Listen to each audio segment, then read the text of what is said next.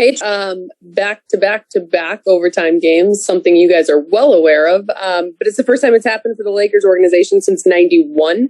What does it take here again for the third straight time, especially of these last two being undermanned, to do what you guys have been able to do, especially here tonight?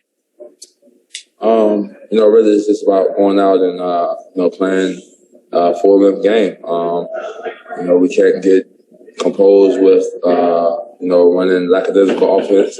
They kept playing and fighting all the way to the end. They hit some big-time shots. And then you got guys who are out. Other guys take advantage of it, and that's what they did.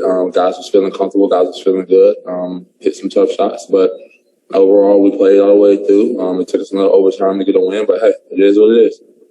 One thing all teams are dealing with is finding the practice time right now.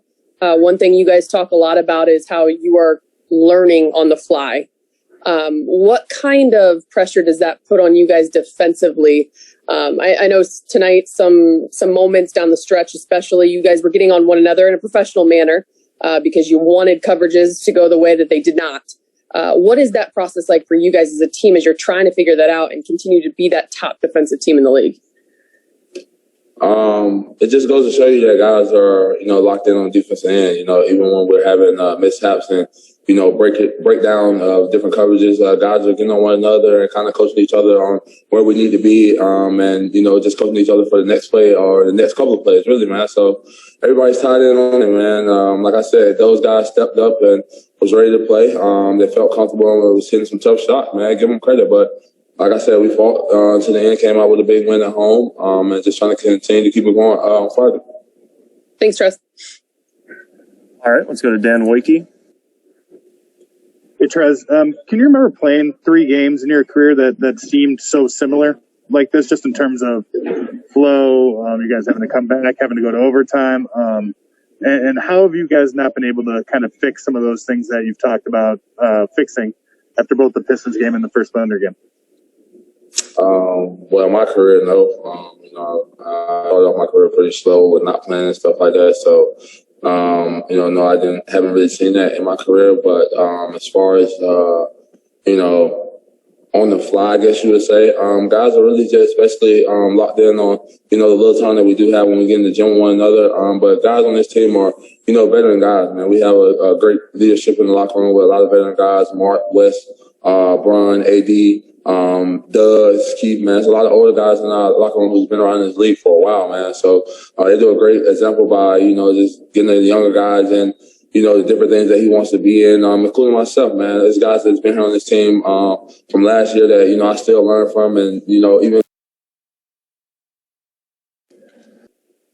Hey, Trez, specifically, Frank was talking before the game against the Thunder about improving again and stopping the offensive rebounds and stopping the paint penetration.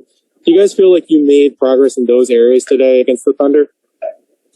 I don't know. Honestly, it's a lot you can take from this game. I think we did a great job of, not really giving up a lot of second chance shots. But as far as them getting to the paint, we definitely got to do a better job. All of us, including myself, man, we can't have mishaps like that going to give a guy and one close stretches of the game, man. So it's definitely a working process and something that we definitely have to get better at. But that's a growing process, man. We got a long second half of the year. We're not even done with this first part, so we're just gonna keep getting better, man. We're gonna look at the film, see where we went wrong, man, see where guys can help, and where we make our digs and rotations at, and just go from there. Okay, last question for Trez. Let's go to Dave McMenamin. Trez, there's a sequence about midway through the fourth quarter where Marquis hit a 3 at the top of the key, and then on the other end, he set it for a charge. Knowing that he was one of the guys that was out of the rotation for a little bit, how big was that sequence for you guys to be able to complete the comeback? And how did you guys feel seeing him get in the mix and have some big plays, get an opportunity again? Like I said, man, we got a lot of veterans guys in our locker room, man. So, these guys are always ready whenever their number is called, and, he plays winning basketball. he's been in his position, last year, kind of rotation wise, man. So he stays ready, man. He goes in and gets his extra work in on the days that we have off, man. But he's a veteran, man. He's a guy who's been around this league and scored and guarded a number of different guys in this league for a long time, man. So it's no surprise to me that he's just basically staying ready, being a pro. Thanks, Trez.